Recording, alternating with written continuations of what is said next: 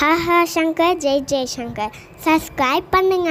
ஸ்ரீ மகாபிரிவா திருவடியில் சரணம். என்னோட சேனலை தொடர்ந்து ஃபாலோ பண்ணுற அத்தனை பேருக்கும் நன்றி. என்னோட சேனலில் புது பரிகாரங்கள், சக்தி மிகுந்த ஸ்லோகங்கள் அத்தனையும் கொடுத்துட்ருக்கேன். உங்களுக்கு ரொம்ப உபயோகமாக இருக்கும்னு நான் நம்புகிறேன். இந்த பதிவில் நாம் பார்க்க போகிறது, தொடர்ந்து நான் பிறந்ததுலேருந்தே கஷ்டப்பட்டுக்கிட்டே இருக்கேன். என்னுடைய வாழ்க்கையில் எந்த ஒரு நல்லதுமே நடக்கலை, எனக்கு வாழவே பிடிக்கலை அப்படிங்கிற மனநிலைமையில் இருக்கிற அத்தனை பேருமேங்க தொடர்ந்து ஒரு கஷ்டம் போனால் ஒரு கஷ்டம் வந்துக்கிட்டே இருக்குது, சமாளிக்கவே முடியலை அப்படிங்கிற எண்ணத்தில் இருக்கிறவங்களும் சரிங்க.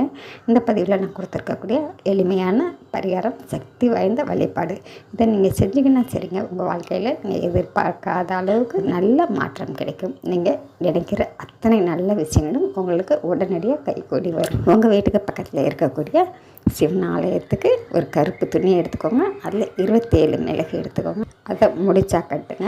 நல்ல எண்ணெய் வாங்கிக்கோங்க. அந்த பைரவருக்கு ஒரு அகலில் அந்த முடிச்சை வச்சு நல்லெண்ணெய் ஊற்றி நீங்கள் விளக்கேற்றுங்க. விளக்கேற்றும் போது உங்களுடைய பிரச்சனைகள் அத்தனையும் தீரணும், என்னுடைய வாழ்க்கையில் நல்லது எல்லாம் அப்படின்னு நீங்கள் மனசார வேண்டிக்கோங்க.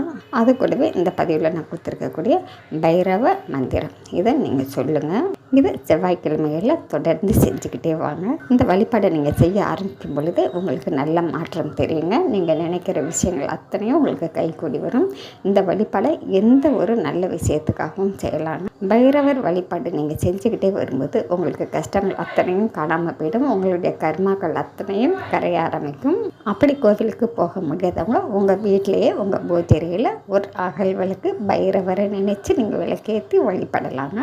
இந்த பதிவில் கொடுத்துருக்கக்கூடிய இந்த மந்திரத்தையும் நீங்கள் மனசார நம்பிக்கையோடு சொல்லுங்கள். கண்டிப்பாக உங்கள் வாழ்க்கையில் நல்ல மாற்றம் வரும். நாம் அடுத்த பதிவில் பார்க்கலாம். நன்றி.